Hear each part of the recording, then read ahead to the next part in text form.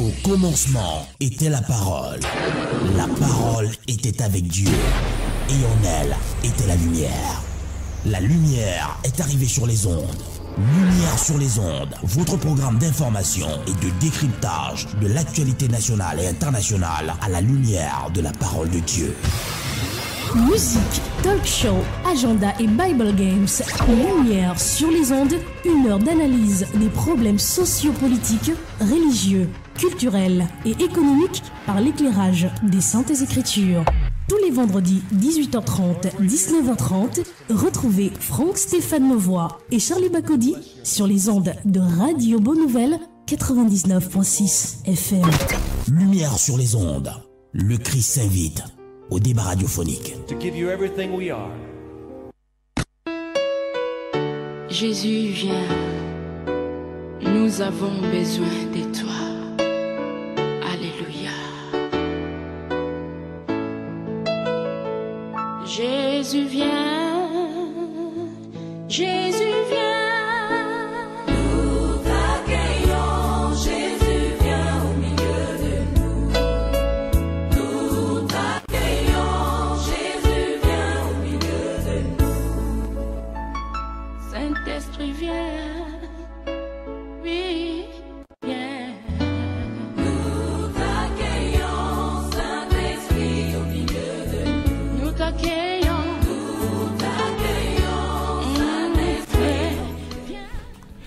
Mesdames et messieurs, bonsoir. Louis II, Taube, entendez texte œcuménique biblique, Jérusalem, Alliance Nouvelle, Darby, King James, Ostolval, BJC, Chouraki version de l'épée. Autant de versions de Bible qui circulent dans le marché, qu'on peut retrouver dans des bibliothèques un peu partout.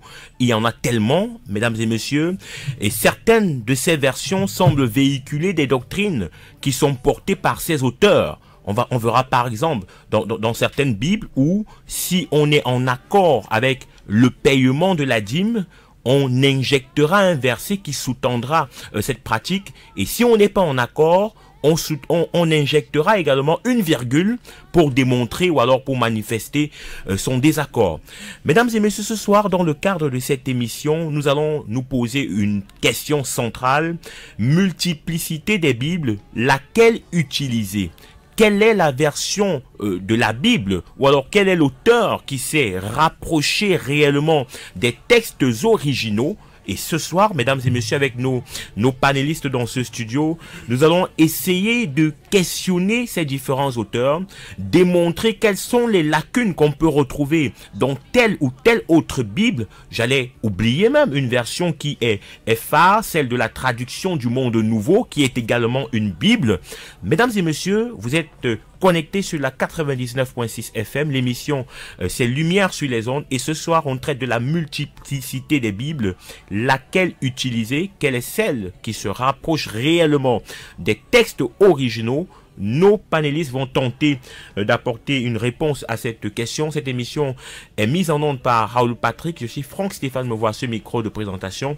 Nous allons prendre une musique de mise en condition et juste après, nous allons entrer de plein pied dans notre thème qui va nous conduire pendant une heure d'horloge. Bonsoir et bienvenue.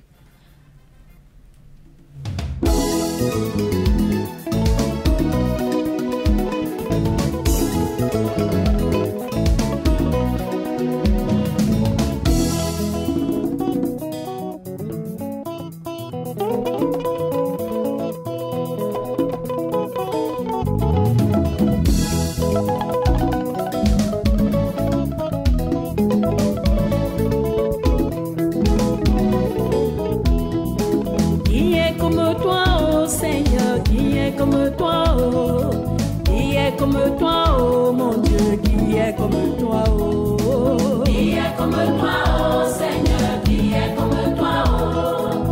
Qui est comme toi, oh mon Dieu, qui est comme toi, oh. Qui est comme toi, oh Seigneur, qui est comme toi, oh. Qui est comme toi, oh mon Dieu, qui est comme toi, oh. Qui est comme toi, oh Seigneur, qui est comme toi, oh. Qui est comme toi, oh mon Dieu, qui est comme toi, oh.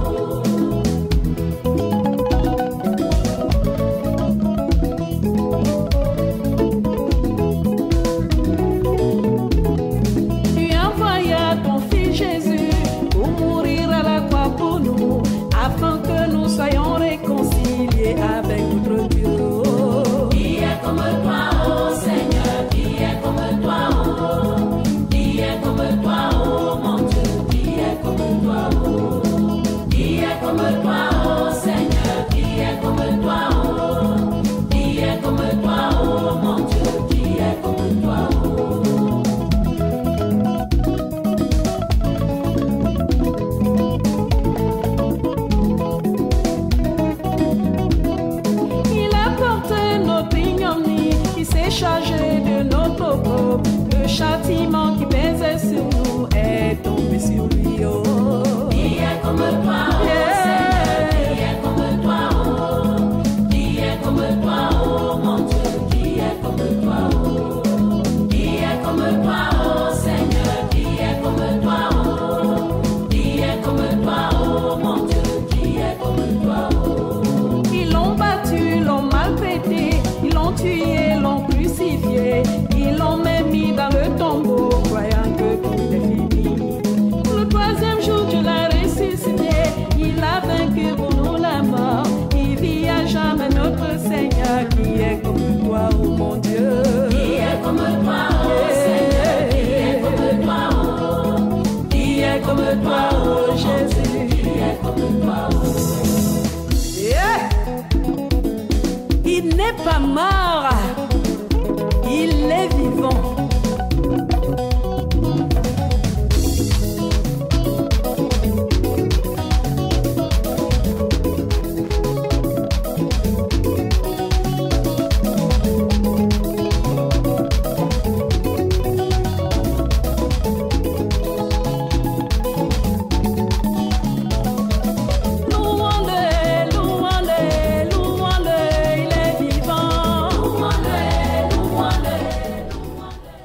Retour dans ce studio de la 99.6 Radio Bonne Nouvelle. Mesdames et messieurs, si vous prenez l'écoute à présent, bonsoir et bienvenue.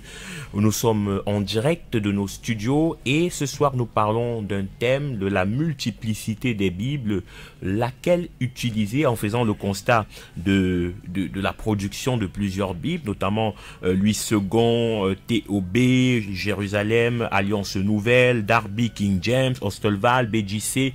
On pourrait passer toute la nuit à citer les Bibles et les auteurs, et on veut comprendre premièrement pourquoi on a tant d'auteurs, et on a aussi fait le constat de ce que certaines Bibles portent une doctrine qui est propre à une communauté, et ça entraîne autant de choses dans le corps de Christ. Certaines personnes nous taxent même d'une religion, pour employer le terme mondain, d'une religion qui n'a pas de boussole, parce que chacun aujourd'hui peut se lever et sortir sa Bible pour dire que traduit des textes originaux, comme on voit toujours, extrait des textes originaux.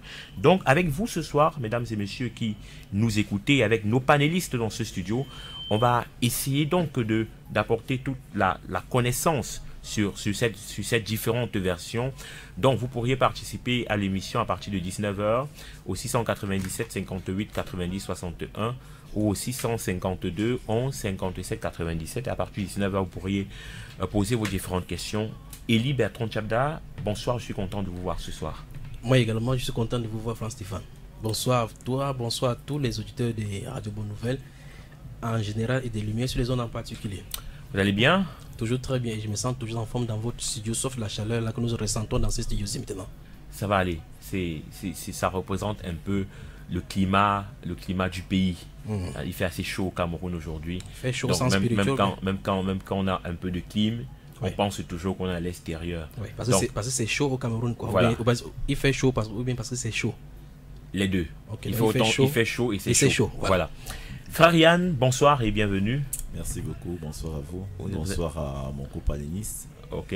Et bonsoir aussi à tous les auditeurs nombreux qui écoutent, qui sont scotchés à la Radio Bonne Nouvelle en ce moment. Je crois que vous savez pourquoi on a pensé à vous ce soir, parce qu'on sait que vous êtes très appuyé sur les questions de Bible, des questions de souche, des questions d'origine. Vous êtes un exégète.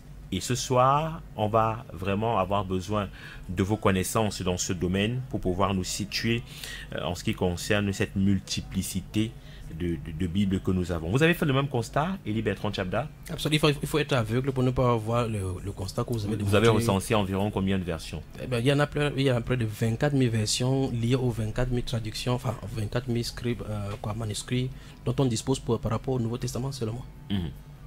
Alors, frère Yann, par rapport à ce que Élie Bertrand dit, et c'est le constat que nous avons fait, plus de 24 000 versions, est-ce qu'aujourd'hui on peut toujours dire que la Bible est un livre saint?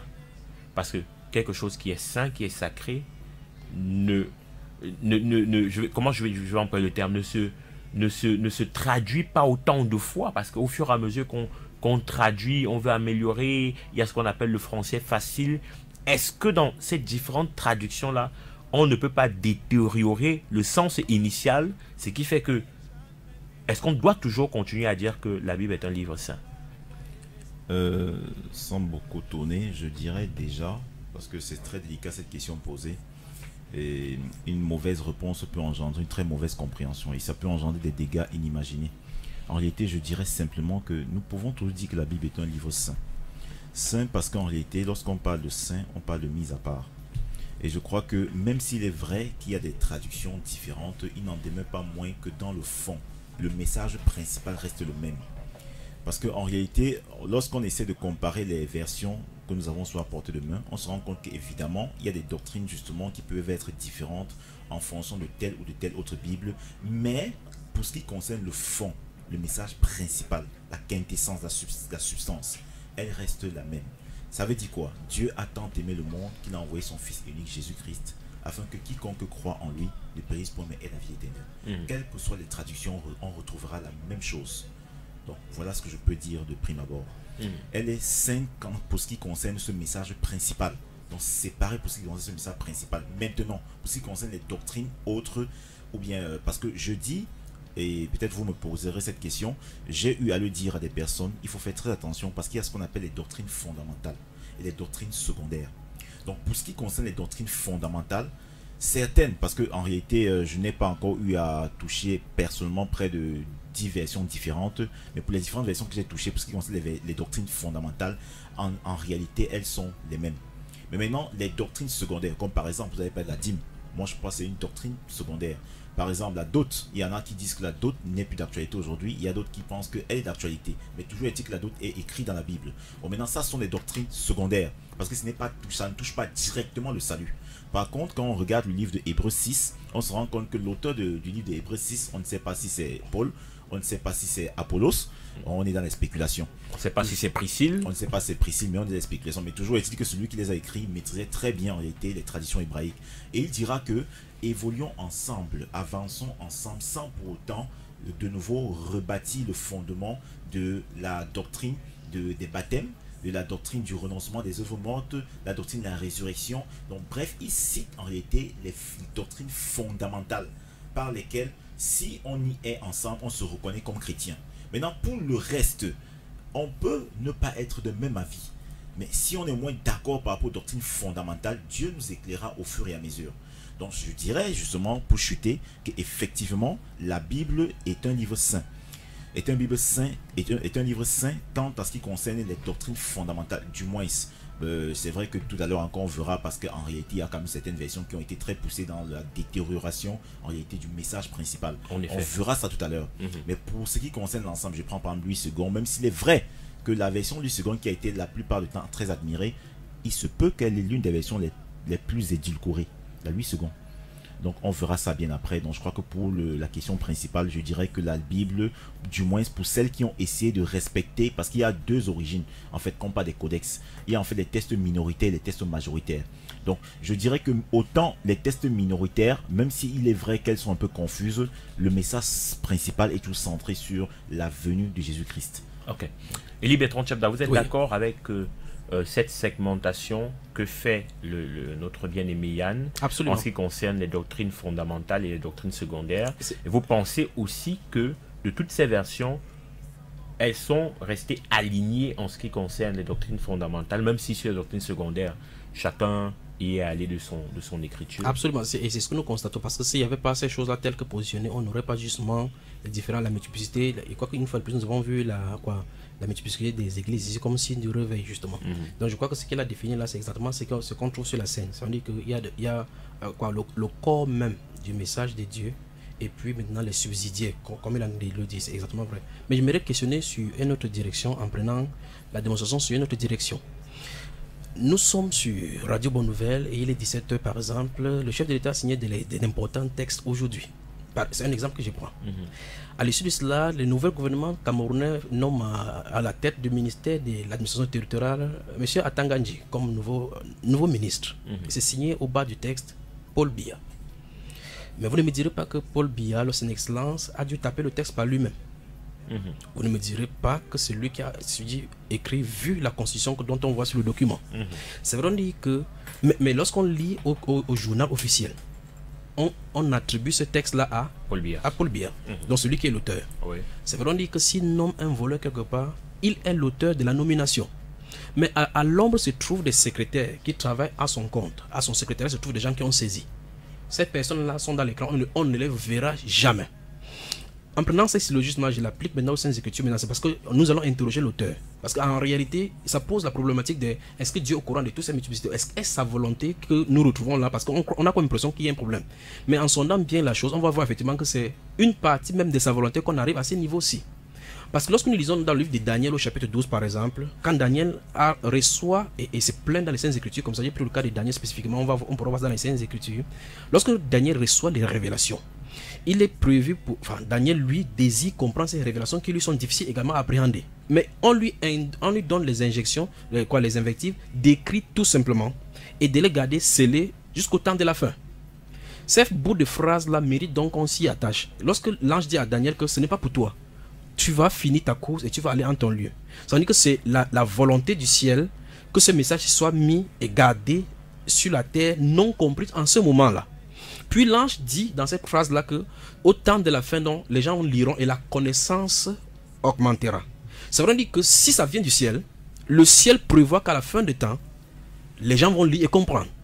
Ça veut dire que le ciel qui a donné ce message dès le départ va se garder, ou mieux encore va préserver le message pour que ça arrive à bon port et que le message arrive et que le moment arrive de décoder, on le décode. Le Seigneur Jésus-Christ venant justement, plus de 2000 ans après le livre de Daniel, va citer encore ce même Daniel. Il dit c'est pourquoi lorsque vous verrez l'abomination dont a parlé le prophète Daniel, que celui qui lise fasse attention. Donc ça veut dire que ce sont les choses qui sont mises dans les Saintes Écritures et que le moment venu, celui qui les a fait appliquer dans les Saintes Écritures fera accomplir cela. Mais le problème vient maintenant au niveau de là où les hommes essaient d'interpréter les choses spirituelles sans en être ordonnés, ou mieux encore, sans que ça ne soit sous l'impulsion du Saint-Esprit. Voilà maintenant. Donc ça veut dire qu'il y a des livres dans les Saintes Écritures, par exemple. Remarquez bien dans le livre ce même livre de Daniel. Daniel va citer le cas de Jérémie. Il dit, à un moment donné, il a vu par les livres que devraient s'accomplir 70 années, selon le temps que Dieu avait révélé à Jérémie le prophète. Donc ça veut dire que c'était couché dans le cadre de Jérémie, dans le livre de Jérémie, que la captivité devait durer 70 années. Et après 70 années, Dieu devrait susciter le réveil pour le faire ramener. Donc ça veut dire que Dieu veille sur sa parole pour l'accomplir. Donc depuis le début, tous les manuscrits que nous avons ont cheminé leur temps. Mais le point que je veux qu'on soulève, qu'on note d'abord, c'est ceci, c'est que si ces points-là, l'écriture vient de Dieu, Dieu est puissant pour garder l'écriture jusqu'à maintenant. Ça, c'est un. Okay. Des deux, il est prévu dans les Saintes Écritures, dans les prophéties, que tous les royaumes, que toute la terre doivent louer le Seigneur. Or, nous sommes d'accord que les Saintes Écritures prévoient que Dieu a choisi le peuple d'Israël, qu'au travers du peuple d'Israël, devait implémenter ses lois afin que toutes les autres nations connaissent Dieu au travers d'Israël. Mais le problème, c'est que la langue hébraïque n'est pas une langue populaire où tout le monde peut avoir accès. Comment Dieu compte-t-il le faire? C'est vrai que quand Dieu dit qu'on va le louer, et il dit c'est pas les langues de notre peuple, des peuples babyloniens, que je parlerai à ce peuple-ci. Dans le livre d'Ésaïe chapitre 28. Et il dit clairement que ces choses-là, dans ce même livre d'Ésaïe, il dit que ces choses, que toute la parole des révélations est comme une parole, un livre cacheté dont on dit à quelqu'un de lire, et il dit qu'il peut le lire, ou bien à un disciple, il va même plus loin en disant, ces choses-là parmi mes disciples. Donc même parmi les disciples, c'est scellé. Donc vous voyez, quand on convoque ces choses-ci, il faut qu'on fasse vraiment attention. Donc, d'après ce que je suis en train de dire, Dieu qui s'est donné la révélation, parce que la Bible dit que toute écriture, on va toucher ce domaine-là, toute écriture est inspirée, théonosis, vient du souffle de Dieu, et utile pour corriger, pour entendre. Donc ça veut dire que Dieu a donné l'écriture. Paul disant à Timothée dit, tu connais les saintes lettres qui peuvent te rendre à salut. Et déjà c'était passé par ta maman Eunice et par ton aïe Loïs. Donc cette écriture-là, c'était écrit. Et la Bible déclare quand ils enseignaient, ils essayaient de chercher par les écritures pour montrer aux Juifs que c'est que les prophètes ont dit, ce sont ces promesses-là qui s'accomplissent maintenant. Par conséquent, pour vous chuter maintenant, Dieu qui s'est donné la loi, donné les écrits, est puissant pour les garder afin que le message, je dis bien, le message contenu puisse demeurer et arriver à bon port. Alors, j'essaye de vous suivre, je suis en accord avec vous quand vous faites cette segmentation des doctrines fondamentales et des doctrines secondaires, ou de la doctrine fondamentale et de la doctrine secondaire. Ouais. Malgré la multiplicité des Bibles, on est resté vraiment en accord les différents auteurs sont restés en accord sur la doctrine fondamentale. Sur les doctrines fondamentales. Absolument. Mais en ce qui concerne les doctrines secondaires, Oui. il y a des ajouts. Est-ce que ce n'est pas en contradiction avec le dernier chapitre du livre d'Apocalypse, où la parole déclare que personne ne doit ajouter du contenu sur ce qui est écrit? Parce que si aujourd'hui, moi, Franck, je rédige, en tant qu'auteur, j'écris une Bible et j'ajoute, même si c'est en doctrine secondaire, et que Élie écrit également sa Bible, est-ce que ce n'est pas en porte-à-faux avec...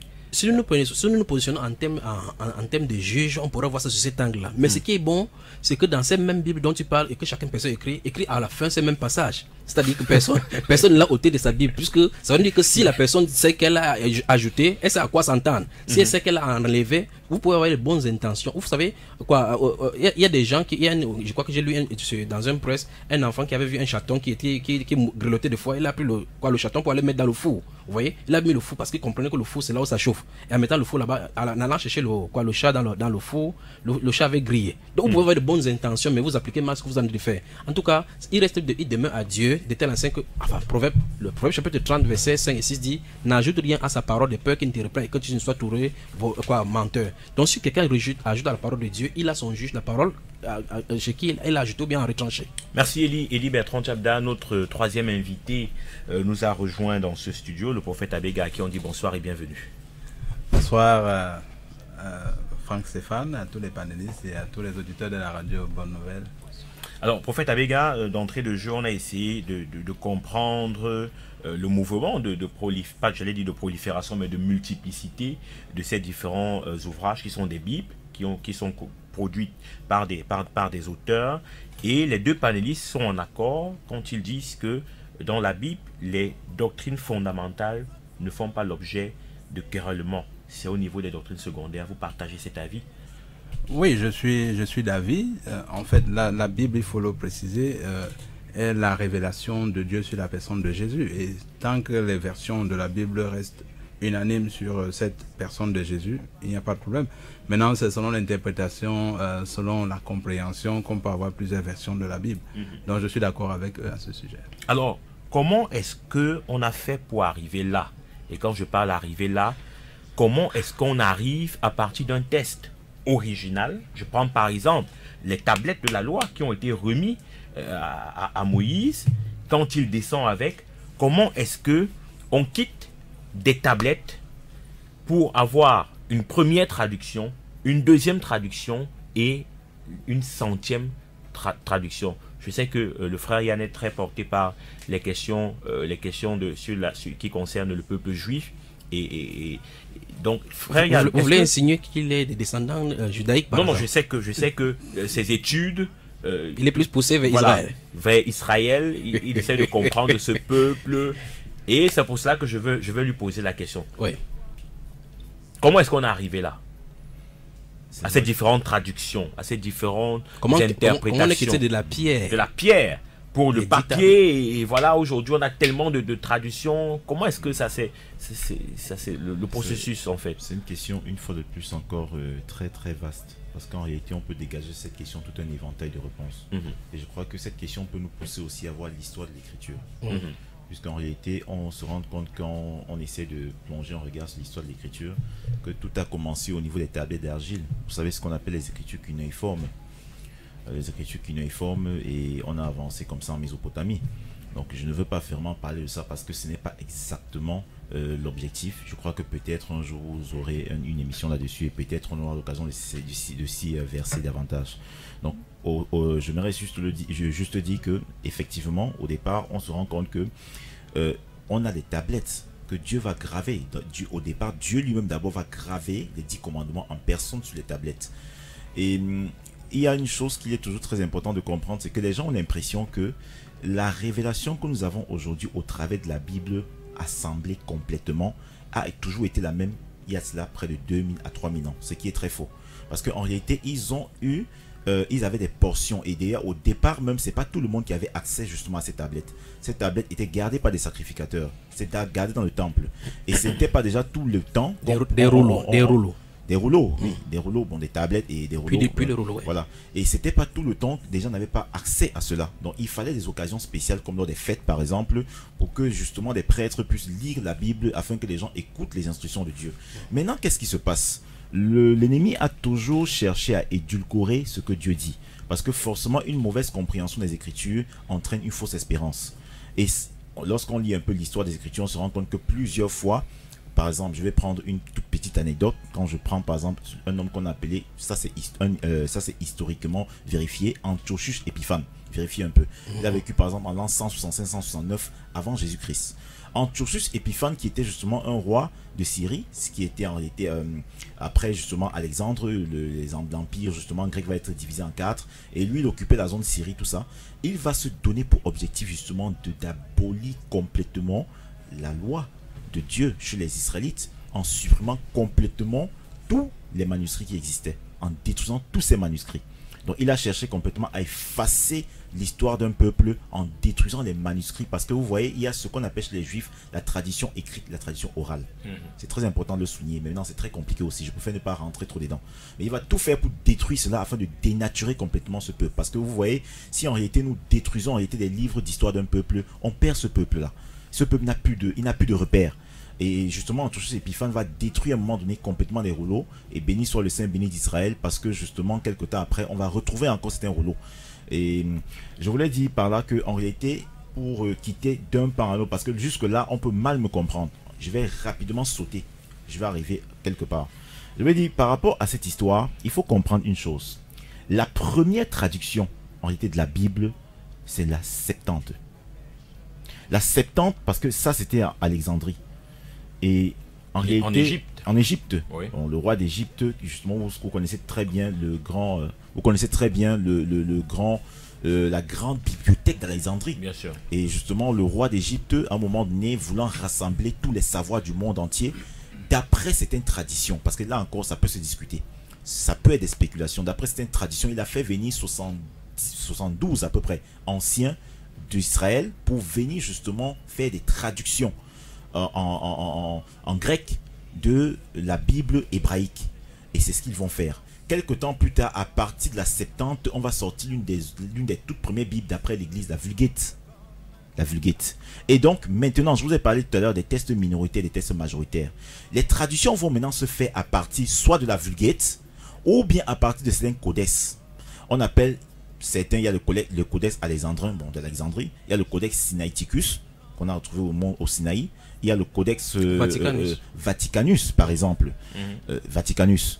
Maintenant, vous savez, quand on quitte d'une langue à une autre, je crois que vous me posez la question pour que j'ai mis l'étal un peu, c'est très important. Oui. Il y a ce qu'on appelle les pertes de sens. Parce que lorsqu'on quitte d'une langue à une autre, il y a des translittérations.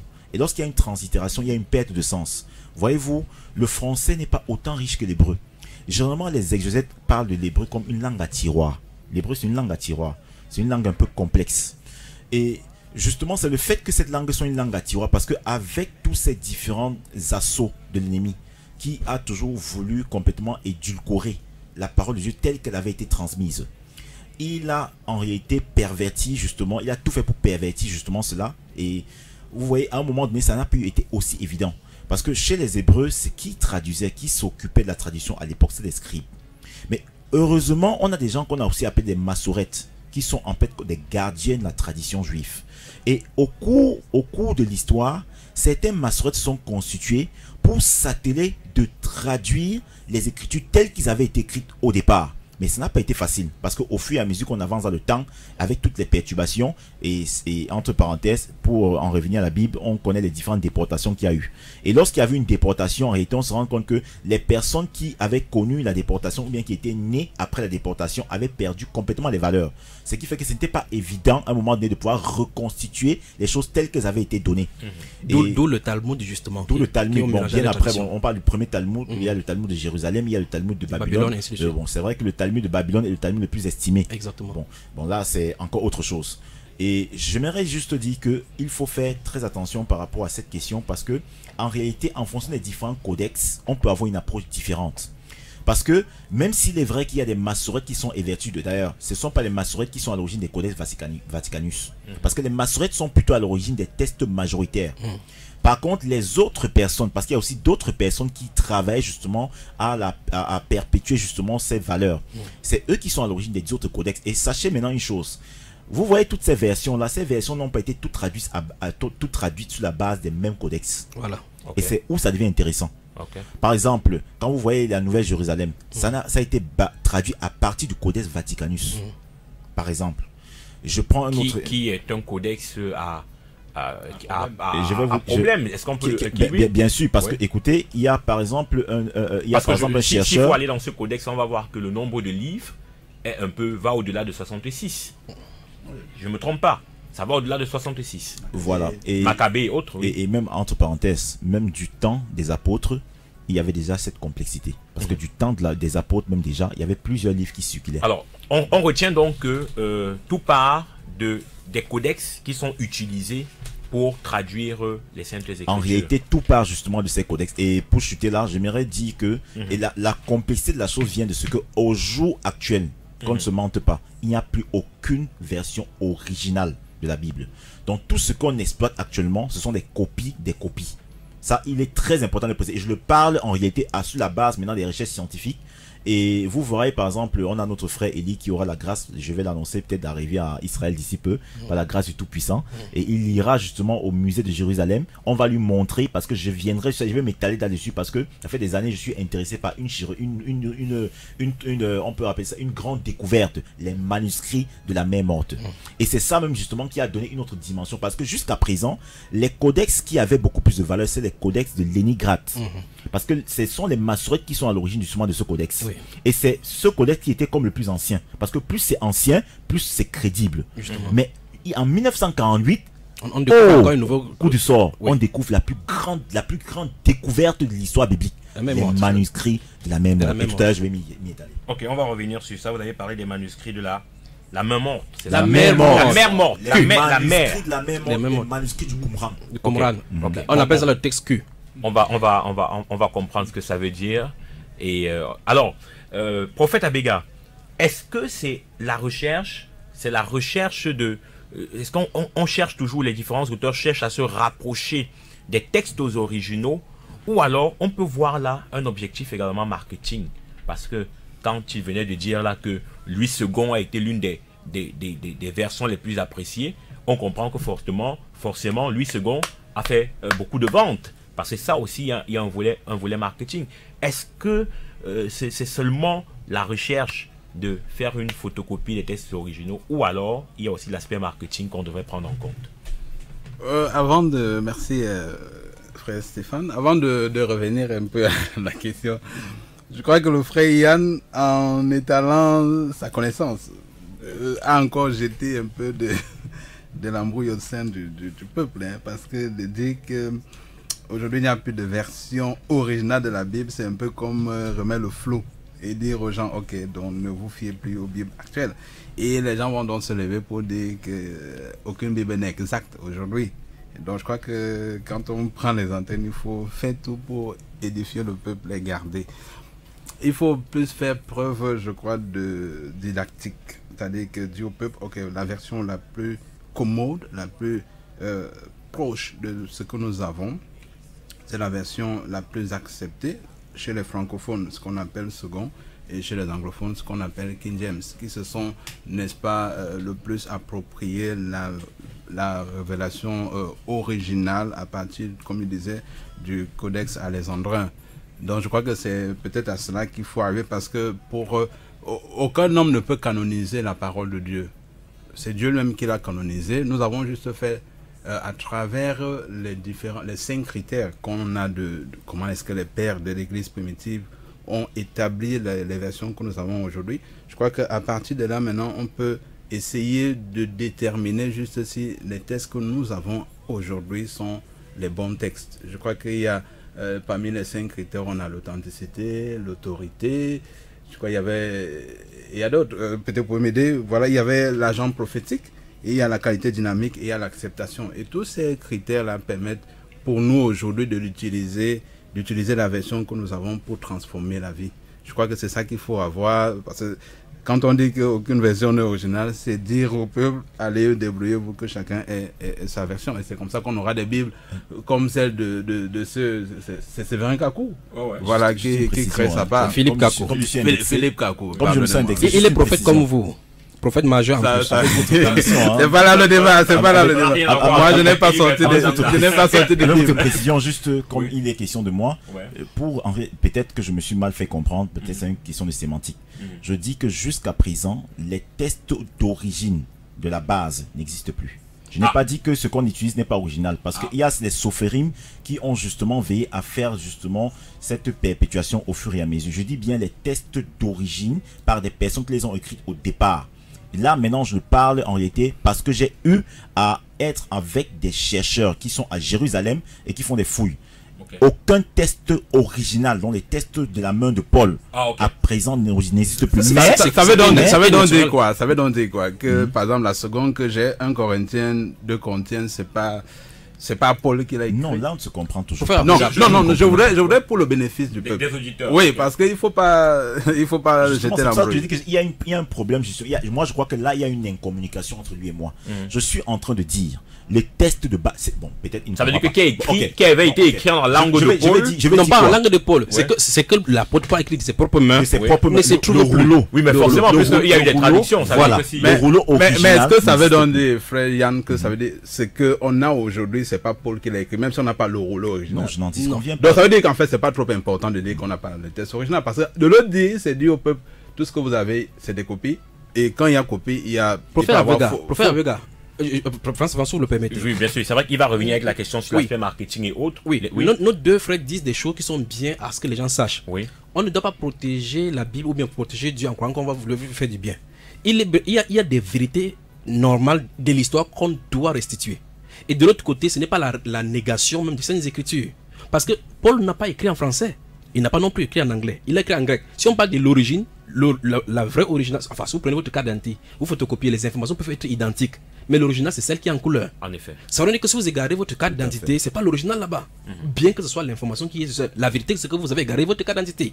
La vérité, c'est que la photocopie que vous avez, c'est pas l'original. Mais les informations qui y sont contenues sont identiques. Donc c'est très bien de comprendre cela parce que ça permet d'avancer à ce que on enseigne maintenant aux gens que, bien que ça ne soit pas l'original, en entrant dans le développement, on comprend effectivement que ça a gardé cela parce que le penseur, ou mieux encore celui qui a inspiré cette écriture, s'est mis à l'œuvre de garder son écriture jusqu'à la fin.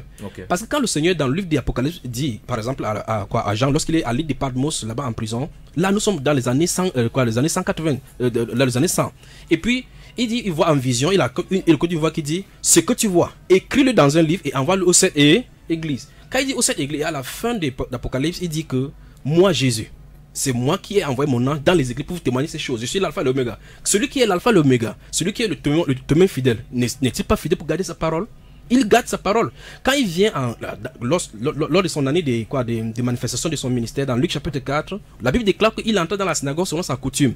On lui remet le livre du prophète Ésaïe. Et l'ayant déroulé, ce n'était pas encore synchronisé ou bien encore découpé en chapitres et en versets tels que nous avons aujourd'hui de façon moderne. Ayant remis le rouleau du prophète Ésaïe, l'ayant déroulé, il trouva le lieu où il était écrit. Lui ne donne pas avec le renseignement des chapitres. Il dit, l'Esprit du Seigneur est sur moi. Or, lorsque nous lisons justement dans la version que nous avons, que ce soit dans le second ou quoi que ce soit, on trouve cela là-dedans. Oui. Le Seigneur Jésus a parlé de Daniel. Il a parlé des prophètes qu'il envoie. Ce qui signifie effectivement que le Seigneur a confirmé que les Bibles, ou même encore les différents livres qui sont avant lui, sont vrais. Donc il y a une façon que Dieu fait pour confirmer lui-même ses écritures. Un livre annonce un autre, un livre cite un autre, et un autre encore annonce un autre. Mais si vous lisez les écrits justement de l'apôtre Paul, ça pourrait maintenant arriver à confusion, parce que vous avez parlé de la version catholique qui a par exemple 74 livres, versions, alors que les autres ont 66. Regardez par exemple, l'apôtre Paul dit dans le livre des Thessaloniciens, il dit que je vous ai écrit ma lettre en parlant de l'enlèvement, que vous savez que ces choses, l'impie se manifestera quand même, parce qu'il y avait des confusions, comme le frère a mentionné là, on dit comme si le jour du Seigneur est déjà là, comme si, et on dira que ces lettres-là proviennent de nous. Donc, durant même qu'ils étaient là sur place, il y avait des gens qui faisaient circuler des lettres pour créer la confusion au milieu chrétien. Maintenant, je prenais un exemple simple. Voici une lettre qui est donnée à Antioche, ou bien Paul et Timothée et Sylvestre, ils vont distribuer les lettres de Paul. Et dans ces lettres-là, se trouvent dans ces mêmes assemblées d'autres lettres, parce qu'il y a aussi, n'oublions pas que Clément d'Alexandrie et autres là-bas, le père de l'église, tous après eux ont écrit les livres. Il y a des livres écrits aux Éphésiens, aux Corinthiens par Il y a d'Antioche qui circulent également. Maintenant, Paul envoie Timothée dans une église avec une lettre. Dans cette église-là se trouvent aussi les écrits aussi qui s'y trouvent, dont l'apôtre Paul en train de devoir contester la véracité divine de cela. Il dit qu'on dira que ces lettres viennent de nous pour vous troubler en disant que comme si le jour était là. Il dit, vous savez que l'impie viendra, il donne que ne vous souvenez-vous pas que je vous le disais quand j'étais avec vous, c'est pour dire clairement que ces lettres ne viennent pas de lui. Maintenant, qu'adviendra-t-il donc maintenant que si les chercheurs aujourd'hui, comme on veut toujours scientifier n'importe comment, si tu tombes sur ces lettres-là, je prends un exemple de ces lettres, la lettre, ou bien encore l'évangile de Barnabé, ou bien l'évangile de Marie de Magdala, ou bien l'évangile de Thomas, celui qui a vendu, Judas. Vous voyez, ce sont des choses qui sont authentiques, ce sont des livres qui sont anciens, mais dont la vérité ne provient pas de Dieu. Parce que là, on voit clairement que ça contredit la norme. Or, Luc, quand il écrit le livre de Luc et le livre des Actes des Apôtres, il dit à Théophilus, il dit que j'ai parlé dans mon premier lettre de tout ce que Jésus a commencé à faire. Et en lisant le livre de Luc, il présente le livre de Luc comme une recherche exacte des choses qu'il a fait pour vérifier les vérités en mettant des choses chronologiquement. Donc, je suis là pour dire tout simplement que les deux ont raison. Et il faut qu'on voie tout cela. Absolument. Ok, on revient sur le prophète. Juste une expression, parce qu'il faut qu'il parle. Je n'ai pas en vain que l'Esprit du Seigneur m'a permis de le dire tout à l'heure. Je vous l'annonce prophétiquement. D'ici peu, des gens vont vous faire comprendre qu'ils sont tombés sur les manuscrits d'origine. Et qu'en réalité, on s'est rendu compte qu'avec les différentes traditions, il y a eu beaucoup de perturbations, il y a eu beaucoup d'édulcoration. Et on va nous faire comprendre qu'en réalité, voilà ce qui avait plutôt été dit au départ.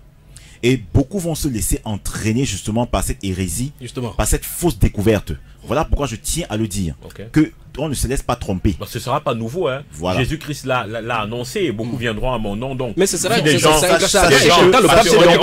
dans le boom des sachez donc que au fur et à mesure que le temps avance, je vous dis que bientôt, et vous allez vous le voir, je sais pourquoi je vous le dis. Voilà. Ok, alors, prophète Abega, on revient à la question qui vous a été posée. Je crois qu'on s'est très bien compris dans ce qu'on a développé précédemment. Quelles étaient les véritables motivations? Restituer fidèlement la parole de Dieu, ou alors il y avait également une approche marketing qui voudrait qu'on fasse des ventes. Je vais toujours envoyer parce que le bien-aimé Yann a dit tout à l'heure. Antiochus Épiphanes dont il a parlé, c'est un antitype de l'antéchrist. Ça veut dire qu'en fait, si lui il a voulu, comme tu emploies ce mot, édulcorer la parole de Dieu, c'est normal que dans ce siècle où l'antéchrist est en train de vouloir s'établir, il y aura la même chose. Absolument. Donc, le peuple doit le savoir, c'est clair. Tu as dit l'Esprit du Seigneur, il n'y a pas de problème. Maintenant, revenons un peu à... C'est pourquoi tout à l'heure j'ai parlé des 5 critères sur lesquels les pères de l'Église se sont appuyés pour déterminer la canonicité d'un texte. C'est pourquoi on a les 66 livres, c'est-à-dire les 36 de l'Ancien Testament, les 39, pardon. Oui. De l'Ancien Testament et les 27 du Nouveau Testament. Et tu vas te rendre compte... Permettez-moi de vous faire chuter. Oui. Quand vous parlez des pères de l'Église dans ces cas, vous parlez de quel père? Je parle de l'Église primitive. Quand vous parlez de l'Église primitive, parce qu'il faut aussi qu'on restitue aux éditeurs qu'avant l'an 160 avec Eusèbe et autres, la Bible n'était pas rassemblée comme nous avons aujourd'hui. Tout à fait, justement, je voulais venir à cela. Je dis, c'est parce qu'on parle des pères de l'Église, nous avons 2 pôles ici. Ceux qui ont le livre avec 66 livres et ceux qui ont 74. Et tous ont réuni. Et par exemple, on parle Maccabée, le 1 Maccabée, 2 Maccabée, Tobie, Judith et autres là-bas. Il y a les points, les 5 critères rejettent carrément cela. Et dans ces cas, quels sont les pères d'église qui auront accepté cela? Justement, c'est pas dans des pères de l'église primitive. C'est des courants de pensée. Justement. Pour chuter dans ce qu'ils disaient, pour dire qu'en fait, il y a le commerce derrière. C'est le commerce, c'est le marketing de la pensée. C'est des grandes écoles qui se sont inscrites avec leurs moyens, notamment avec l'église catholique, avec tous ses puissants moyens, et qui dit avoir justement des versions originales, et qui... n'est-ce pas, ils vont bientôt surprendre le monde avec la livraison qu'ils vont faire. Le secret qui existe, les secrets qui existent détenus. Ok, donc je crois que... Okay. Alors, Élie Bertrand Tchabda, quand on regarde toutes ces versions-là aujourd'hui, et là, c'est peut-être une recommandation à faire aux auditeurs, parce qu'il faut bien que vous qui êtes ici remplis de sagesse et du Saint-Esprit, quelle est la version qui se rapproche la mieux des textes originaux? Voilà. Avant de répondre à la question, je vais d'abord dire aux auditeurs que c'est très vrai et c'est très bien qu'il y ait cette multiplicité des versions. Ça, c'est un. C'est aussi bien qu'il y ait ces multiples. Parce que la Bible, il faut signaler que la Bible gagne en termes non seulement de l'imprimerie, d'imprimerie, de nombre. Elle a la palme d'or d'être la première, la plus lue, la plus vendue, la plus commercialisée aussi. Bien sûr. Et aussi, lorsque nous comparons avec les écrits, parce que les critères que les scientifiques mettent pour juger la Bible, c'est le même critère critère qu'on applique à l'autre livre. Vous remarquez que le fait justement qu'il y ait 24 000 versions, plus il y a des versions, plus on peut savoir lequel est le vrai et le faux. Parce qu'on regarde les écrits de Platon par exemple, on regarde qu'il y a 5 manuscrits. Avec 5 manuscrits, on peut facilement tromper des gens. Lorsqu'on regarde par exemple les écrits d'Homélie, des Jules César, on voit effectivement qu'il y a 3 versions. Mais le fait qu'il y a une version qui se trouve du côté de l'Orient, on voit une version qui se trouve de là, en prenant cela, on voit que le Nouveau Testament dit clairement que Christ, Dieu a envoyé son Fils mourir sur la croix pour les gens. Donc même si on va dans tous les sens, d'abord le fondamental, comme on a dit tout à l'heure par rapport aux doctrines, c'est là. Donc la multiplicité des différentes versions que nous avons pas, les versions des manuscrits déjà, fait que la Bible c'est la seule, c'est le seul document. Après ça vient l'autre écrit par avec 638 différents manuscrits. Donc la Bible a une panoplie pour les gens pour qu'ils puissent effectivement voir le vrai du faux. Ça c'est un. Donc vous dites maintenant, qu'est-ce qu'il faut conseiller aux gens? Maintenant avant de répondre à la question, je vais dire quelque chose. Regardez que quand Jésus notre Seigneur est venu, j'ai cité tout à l'heure qu'à dans le temple on lui donne le livre d'Ésaïe. Mais pourtant quand il lisait le livre d'Ésaïe, c'était le livre authentique. Quand on parlait des versions vraies, voilà ce qu'Ésaïe a écrit qui était vrai là-bas. Ok. Quand il avait lu, est-ce que les gens avaient cru à cela? Il était la parole manifestée. Donc le fait qu'on ait la parole originale ne fait pas qu'on croit justement à ces paroles-là. Okay. Donc c'est pas le problème là-bas. Ouais. Jésus a dit dans les Saintes Écritures qu'il vous a été donné de comprendre les mystères du royaume. Mais pour ce Dieu, tout est dit en parabole. Parce que vous pouvez bien être... La preuve en est que beaucoup de gens qui ont traduit ces Bibles, comme vous avez parlé du commerce, n'étaient pas même pas des chrétiens. Des gens qui vendent même ça ne sont même pas des chrétiens. Ils ne croient même pas à ce qui est écrit là-bas. Donc ça veut dire que le fait que quelqu'un vende la Bible, traduit la Bible, ça ne veut pas dire que c'est vrai. Mais le problème c'est que Dieu va prendre ces Écritures-là. Même les Écritures des témoins de Jéhovah dans nos réunions, il peut prendre les témoins de Jéhovah et convertir là-bas. Même dans le Coran, quand on rejette Jésus comme étant le Fils de Dieu, les gens ont lu le Coran lui-même et être convertis. Donc finalement, on peut retenir tout simplement que quand l'esprit n'est pas derrière une parole, tout ce que vous faites là-bas, c'est l'être mort. Parce que la Bible déclare que si l'évangile est voilé, il est voilé pour ceux qui périssent, pour ceux dont le Dieu du siècle a jeté le voile sur leur visage. Lorsqu'on lit Moïse, dit-il, le voile est toujours jeté sur le cœur. Donc ce n'est pas le problème de l'écriture, c'est même le problème de voile qui est jeté ou non. Donc si le Saint-Esprit est sur quelqu'un, ou bien encore si le Saint-Esprit veut convertir quelqu'un, il le convertira de toutes les façons. Alors, maintenant, le frère Obega disait, j'arrive, je chute vraiment maintenant. Le frère Obega parlait tout à l'heure de Louis II. Lorsque une version, comme le cas de Louis II et King James, sont reconnus comme le plus populaire. Le plus populaire ne veut pas dire que c'est le plus proche de la vérité. Je suis d'accord. Par exemple, quand vous lisez Louis II, par exemple, Louis II confond Jésus à Lucifer. C'est très grave là maintenant. Pourquoi? Sur l'identité de la personne. Comment vous pouvez le confirmer avec le verset? Dans le livre d'Ésaïe au chapitre 14, tous ceux qui connaissent la Bible connaissent ces versets particulièrement. Ça, il y en a plein là-dedans. Dans le livre d'Ésaïe au chapitre 14, verset 12, te voilà tombé du ciel, astre brillant. Mais dans la version justement, King James, il dit How thou art fall from heaven, Lucifer. C'est Lucifer dont il est question là-bas. Jésus n'est pas tombé du ciel. Mais l'astre brillant ne peut pas être Lucifer. L'astre brillant est reconnu dans la Bible comme étant le Seigneur. Il dit que je suis l'alpha et l'oméga, l'étoile brillante. Donc Jésus se transforme en Lucifer. Je parle de Lucifer qui peut se transformer en... Non mais c'est pas Lucifer qui a écrit Louis II. J'en ai dit tout simplement pour amener ce qu'il est en train de dire que je reconnais qu'en 1885 avec Genève, tout ce qui est arrivé avec, on l'a encouragé Louis II à l'écrire pour traduire cela. Oui, ça oui. Donc vous voyez qu'avec cela... Alors vous recommandez Louis II? Je recommande la relation avec le Saint-Esprit. Parce qu'en réalité, quand vous parlez tout à l'heure, là, j'ai lu toutes les versions, y compris. Oui. Vous savez, l'une des choses qu'il faut faire en tant que prédicateur, pour les prédicateurs, c'est qu'il faut avoir aimé la vérité et aimer ceux qui sont devant de nous. C'est pour ça que je lis le Coran. Je lis les choses qui sont dans le Coran. Parce que si vous rencontrez quelqu'un, il faut comprendre, essayer de comprendre pourquoi il parvient pas à croire que Jésus-Christ est le Seigneur, que Jésus est le Fils de Dieu. C'est pour ça que je les lis. En tout cas, avant d'être chrétien, le premier livre que j'ai lu, c'était le Coran. Dieu m'a fait lire le Coran et après cela, quand j'étais converti, c'est la lecture que j'ai faite d'abord du Coran qui a fait que j'ai amené beaucoup de musulmans en Christ Jésus.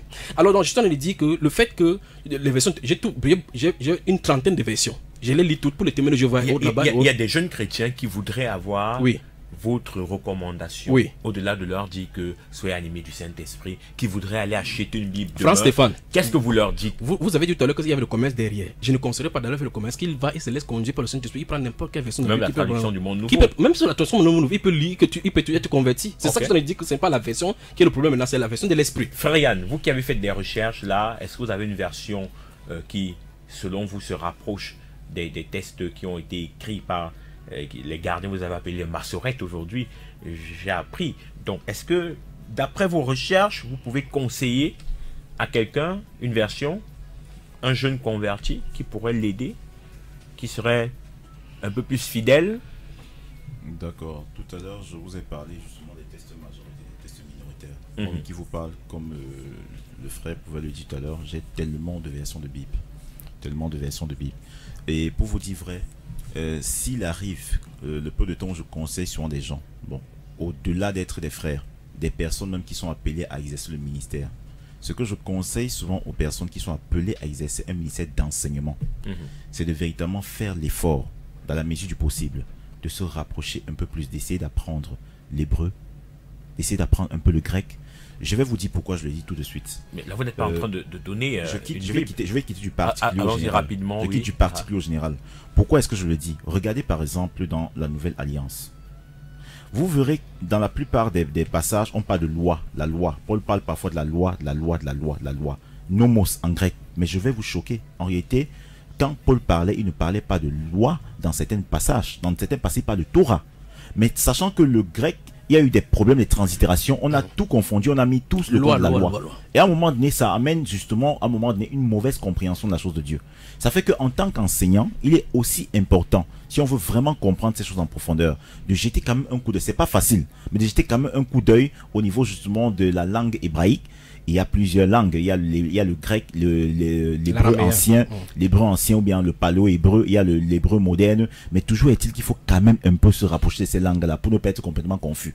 Par exemple, il y a des versions actuelles de Bible en hébreu, et on peut quand même essayer de les lire. Oui, on peut essayer de les lire pour avoir quand même une certaine façon de comprendre les choses. Peut-être pas parfaite, mais une façon un peu plus proche de la réalité. Maintenant, pour ce qui concerne la recommandation pour une Bible, c'est toujours assez délicat.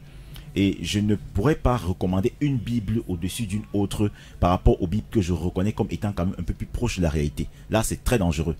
Je vous ai un jour offert une Bible, mais ce n'est pas la seule. Parce que il y a, ce que je dis, c'est que... Comment est-ce qu'elle s'appelle? La BJC. Dites-le. La BJC. Mais en réalité, je ne pourrais pas recommander la BJC au-dessus des autres. Pourquoi? Parce que même dans la BJC, ils sont en construction. Par exemple, je vous prends un passage dans le livre de Actes des Apôtres.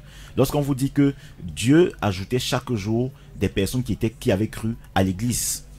Dans cette version, on dit par exemple là-bas que Dieu ajoutait chaque jour des personnes à l'église pour qu'ils croient. Vous voyez un peu. C'est qu'il y a un problème. Parce qu'en réalité, on ne peut pas appartenir à l'église de Dieu sans avoir le Saint-Esprit. Donc c'est pour vous dire qu'ils sont, même s'il est vrai qu'il faut apprécier le travail qu'ils font, il n'en demeure pas moins qu'on ne peut pas élever cette Bible au-dessus des autres Bibles. Je vois que dans ce studio, personne ne veut faire une recommandation afin qu'on ne... Non, il y a un troisième panéliste. Je sais pourquoi je le dis, parce que je vais chuter. C'est la question que je vais lui poser. Parce que on va peut-être vous taxer d'argent marketiste, mais la question que je vais poser au prophète qui est avec nous, ce n'est pas de recommander une Bible, mais de nous dire quelle est la Bible qu'il ne faut pas recommander.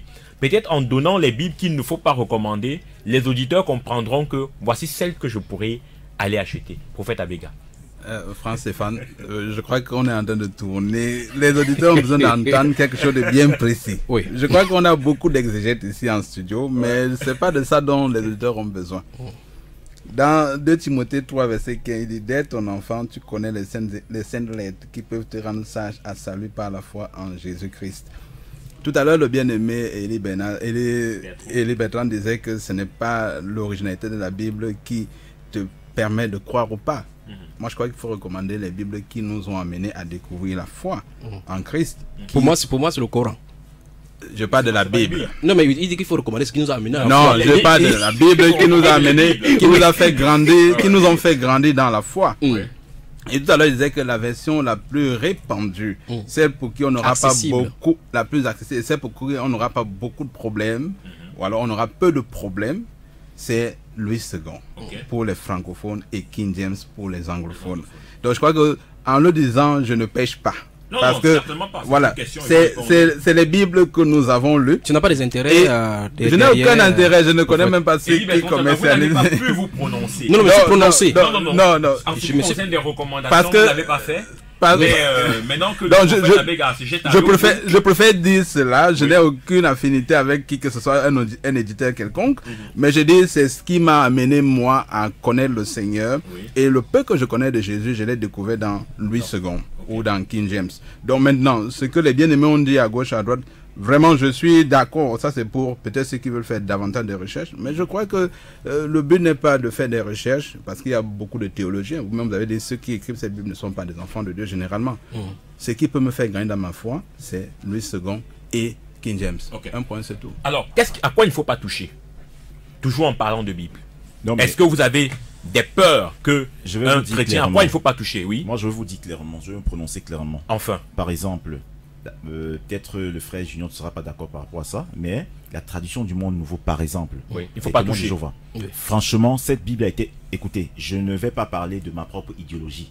Les Saintes Écritures nous font comprendre, d'après Paul, mais nous avons entièrement rejeté les choses honteuses que l'on cache, ne marchant pas avec ruse et n'altérant pas la parole de Dieu. Mais nous recommandons nous-mêmes à toute conscience. Vous voyez, il dira que eux, ils n'ont pas... Justement, ils ne sont pas attelés à altérer volontairement la parole de Dieu. Moi, je pense qu'en réalité, les Bibles qu'il ne faut pas recommander, ce sont des Bibles qui ont été altérées volontairement. Maintenant, je vais encore élargir la chose. Vous voyez, on a parlé de la révélation qui était progressive. Mais je peux vous dire, parce qu'en réalité, lorsqu'on traduit une Bible, on ne le traduit pas objectivement.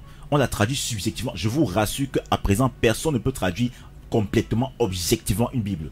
On la traduit aussi à un moment donné en fonction de la façon dont nous voyons les choses. En effet. Vous voyez un peu. Mais maintenant, ce qui est fait, c'est que je pars d'une approche, d'une méthode qui était faite chez les Juifs. Par exemple, pour les prophètes. Pour reconnaître les grands prophètes, des petits prophètes, on essaie quand même de juger la plupart des prophéties qu'ils avaient données et combien sont accomplies pour une personne. Donc je crois que c'est cette approche que je pars pour les Bibles. Donc on essaie un peu de regarder dans l'ensemble la plupart des Bibles qui essaient d'être un peu fidèles au sens général que Dieu porte, depuis le commencement jusque-là. Et je crois que c'est sur cette base-là qu'il faut juger une Bible. Oui, vous voulez réagir? Oui, je voulais réagir justement en disant ça répond aux 5 critères. Je suis mis en minorité ici dans ce studio. Les 5 critères dont je parlais de notamment l'authenticité, l'autorité, la capacité que ce qu'on a lu a pu transformer notre vie ou pas. Les témoins de Jéhovah n'ont pas une vie transformée, les catholiques n'ont pas une vie transformée. Donc, il ne faut pas lire le livre, que ce soit Tradition du Monde Nouveau ou encore Bible de Jérusalem. Il ne faut pas lire ces livres, ces Bibles, c'est tout. Merci. Élie Bertrand Tchabda. Oui. On vous donne enfin la parole. Alors, ce que j'ai dit, et je m'attelle à le dire depuis des années, c'est qu'en réalité, celui qui a l'Esprit des dieux authentiquement, le Saint-Esprit le conduirait quelque part. Prenons un exemple, vous allez remarquer que dans la Bible se trouvent les écrits des philosophes dont l'apôtre Paul cite. La Bible dit par exemple dans 1 Corinthiens chapitre 15 verset 33, il dit par exemple que ne vous y trompez pas, les mauvaises compagnies corrompent les bonnes mœurs. Ce n'est pas une version que le Saint-Esprit lui a donnée, c'est un livre d'un philosophe qu'il cite. Bonne soirée à tous les éditeurs. C'est pas vous qui clôturez l'émission. Moi je voulais vous écouter sur ce qu'il ne faut pas toucher. On a là quelqu'un qui dit le frère qui dit que on ne doit pas toucher à ça dépend de l'intérêt. Parce que justement vous voyez que la tradition du monde nouveau réunit particulièrement la divinité de Jésus. Voilà, c'est un problème. C'est un problème également, tout comme dans Louis II. Si vous prenez dans Louis II 1 Timothée chapitre 3 verset 5, il est dit clairement que le mystère de la piété est grand. Celui qui était pourtant le grec qui est là-bas c'est Théos. Pourquoi Louis II a laissé Théos à traduire Dieu en mettant c'est lui. Vous voyez effectivement, n'est-ce pas? Donc tout qu'on peut, c'est vrai que pour terminer je vois quand même c'est quand même tellement grossier. Enfin, vous le dites. Merci Élie Bertrand Tchabda, merci prophète Abega, merci au frère Yann. On n'avait qu'1 heure, il s'est terminé. On reviendra certainement la semaine prochaine pour approfondir davantage. Vous avez parlé par exemple de la mer morte, on voudra comprendre ce que ça veut dire et de tous ces éléments. Mais ce qu'on voudrait que les auditeurs retiennent ce soir, c'est effectivement les doctrines fondamentales qui présente Jésus-Christ comme étant le Seigneur dans sa divinité, le Seigneur absolu. Le reste, c'est pas très important. Son rôle pour le salut de l'humanité. En effet, donc c'est ce que les auditeurs devraient comprendre. Si dans votre Bible, vous avez ces éléments majeurs qui présentent Jésus-Christ, sans toutefois altérer, détériorer sa mission et ce qu'il a fait pour l'humanité. Permettez-moi, pendant que je viens de me rappeler maintenant, il y a un Camerounais qui a écrit une nouvelle Bible, parce qu'ils disent maintenant que la langue originale c'était le Douala ancien. Je crois que la semaine prochaine, nous allons en parler et on va voir effectivement que c'est plus dangereux encore que celui de témoin de jour. Merci infiniment à Raoul Patrick. Merci à tous les auditeurs qui ont écouté l'émission. La semaine prochaine, on permettra de poser assez de questions et d'envoyer des messages. On voulait planter le décor ce soir. Bonsoir à vous.